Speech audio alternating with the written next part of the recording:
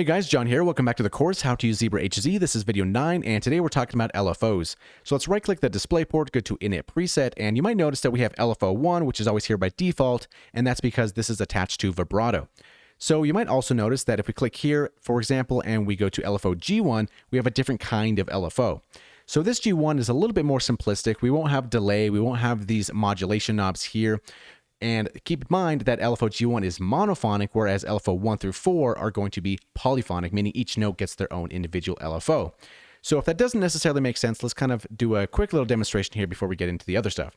So for our oscillator, let's go to the preset, let's select sine tree, so we have a sine wave to work with, and put the transposition to 0. So we just have a sine wave. So for the tuning here, let's modulate this with the regular LFO 1 here, and give us a modulation amount, and turn the rate down.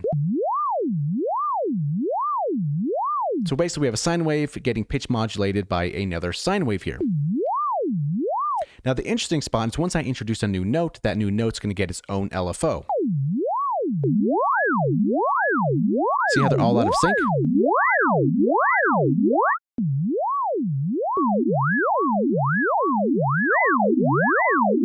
So every single note's getting their own LFO. Now, if we don't want that kind of behavior, we can select LFO 1 here and go to LFO G1 and do the same thing, bring the rate down just a little bit here and press a note. Another one. Third one. So they're all going to jump on that same LFO bandwagon there. So let's right-click the display port again and go back to Init, maybe change this back to a sine wave because it's kind of nice to listen to. It's a little soft on the ears, right? And then change the transposition back to 0 and give us a modulation as well from LFO 1. Turn our rate down too. Okay, so we have a few different waveforms to choose from. By default, it starts with the sine wave, as we can see down here. And we can click the list here and kind of go through them here, or we can scroll through our mouse wheel. So we have triangle. We have saw up, saw down, square high low, square low high, random hold, which comes quite in handy quite a lot. And then we have random glide, which is kind of similar to the random hold, it's just gliding, random values and all. And then we have a custom user LFO right over here. So basically with this, let's right click here and let's shift select these. We can basically select them with shift and drag them or deselect with shift and drag. Now here's where we can draw some pretty cool shapes. So if you want to do steps, we can always keep this on this mode here and draw some interesting steps like that. Let's make this a little bit faster and make some cool sounds that way. So for our steps here, by default, it's going to come on 16. We have a minimum of 2 if you want to do some kind of square stuff like that, or we have 32, which is quite a lot if you want some really high resolution. And if you don't want steps, for example, if you want something a little bit smoother, you can always go to this other icon here, and it's going to draw in a much smoother fashion like that. So that's the basics of this interface here. There's a lot of right-clicking menus to go through to have additional options. So for example, let's right-click this here. Let's go to reset, and it's going to put all these nodes back at the center here. So with this right-click mode, we have different shapes we can start off from: a ramp, a triangle, sine, cosine, root, quadric, so on and so forth, right? So if we selected sine, for example, right, we have a sine wave shape here to start with. And from here, we can always change it, right? Because we could always start with the basic sine wave shape if we want to. But here, we can always start here and select different nodes and do different operations to get a different shape from a sine wave. So if we right-clicked here and go to the selection and say maybe select every third, something like that, it's going to select every third node. And with a selection, we can always maybe, let's say, normalize it, make a little different shape there. Let's go ahead and undo that, or we can right click and say make unipolar, so bring these up above or to the center of this line here, and do a lot of different shapes like that. So we started off with the sine wave, but then we're kind of selecting different nodes and then making different operations on that. So yeah, so if we hold shift and drag over it to deselect it and drag over it again, we can right click and go to reset and go back to the beginning here. And there's other different shapes here as well, or different operations. So let's say we want to select these ones right here, and we want to straighten these out. We can select those and then hit straighten, and then there we go.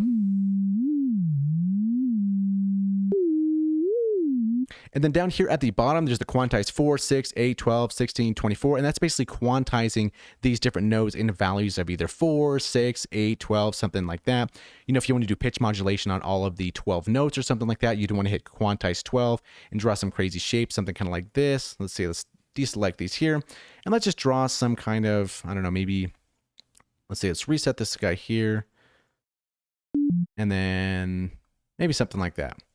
And then we're going to select all of these here, and then quantize 12, something like that. So then you're going to hit basically the notes. But make sure this is kind of maybe on 12, something like that.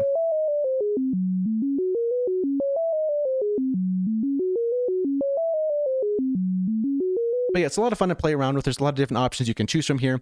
And before we change gears here, there's something that you should be aware of. So let's go right click here and let's reset this here. So there's a couple different modes to draw in, right? So for example, if we deselect this here and we right clicked and we have this alt draw menu. So by default right now it's on erase. So if I were to make some interesting shapes, like if I wanted to make something kind of like this, right? And I want to reset these back to the center, I can always hold Alt and then drag, and it's going to put these right back at the center. So it's a kind of interesting and pretty fast way to reset some of these back to 0. Alternatively, we can go to Alt Draw, we can go to Scale. So if we did something kind of like this, and then we start Alt Drawing here, and kind of move our mouse up and down, then we can kind of scale these different shapes that we make here. And then we also have Shift, so we can Alt Draw, and we can kind of move where this is going to be at. So it's pretty cool little tricks here. And then furthermore, we have warp. So it's, I guess, warping this thing here. And then we can go down to fine. And this is going to be like a very small, subtle fine-tuning stuff right there. So those are the different modes for the alt. I generally keep it on erase and maybe not warp, but maybe scale or something like that. But yeah, so that is the user shape right over here. So if we go back to a sine wave, maybe slow this down a little bit here. So at the top here, we have sync 1/4. So we have a lot of different choices here that we would like to sync our LFO to our BPM. And we also have 3 here at the top that are just going to be in time. So if you want to start off with 1 second and double click this for default, we're going to have a 1 second LFO. And then with our rate knob here, we can increase the speed if we want to, or slow it down. So if you see these lists here, like 0.1, 1 second, 10 seconds, that's the starting point as long as the rate's in the center. And then you can always deviate to the left to go slower or to the right to go faster if you would like to.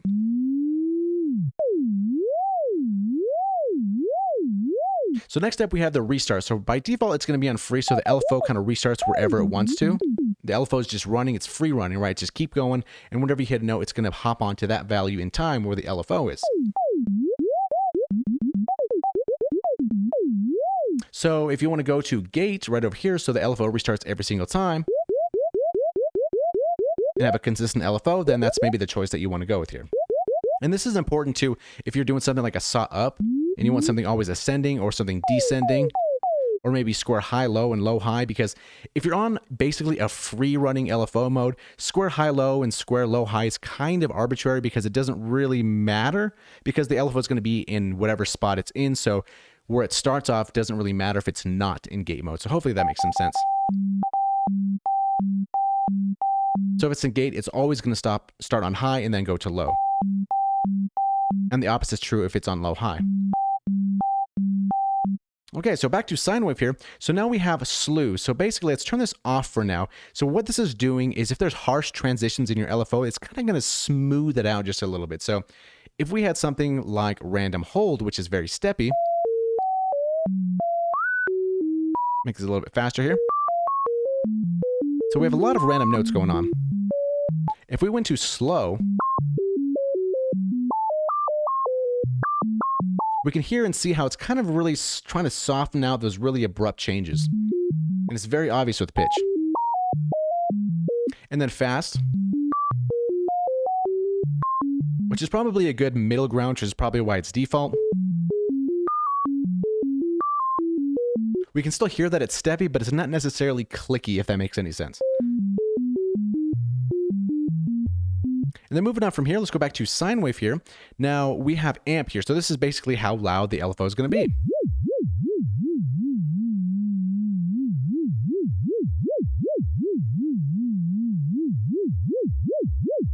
And then to the right of that, we have a modulation assignable knob that we can always select a different LFO or something like that we can modulate this knob over here if we'd like to. We can have it on LFO, we can have it on envelope, or really whatever we want to put it on. Next up, we have the rate knob that we already talked about, right? Slowing down or speeding up the LFO and offset. And then to the right of that, we also have a modulation knob that we can really assign to whatever we want. And then we have phase. So basically phase is telling us where in the cycle of our LFO do we want to start in. So we would want to be in gate for something like this. So for example, let's say we are in, let's say, saw up, for example. So we're really starting at the very bottom here. If we increase this phase here, we can see that we're starting at different points here.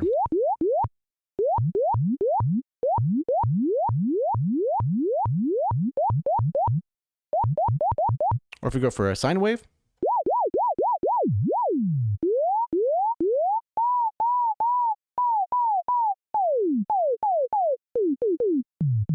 you can kind of see we're choosing a different starting point for that waveform. And then we have a delay here, which is going to delay the LFO for a certain amount of time, and then it really kicks in. So do something kind of like this. Make it a little bit faster here.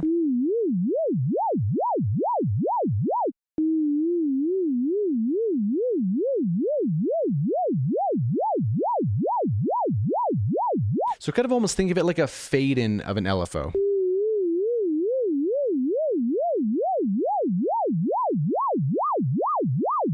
Yeah, it's pretty cool. That's something kind of cool that you might want to use on a vibrato or kind of something like that.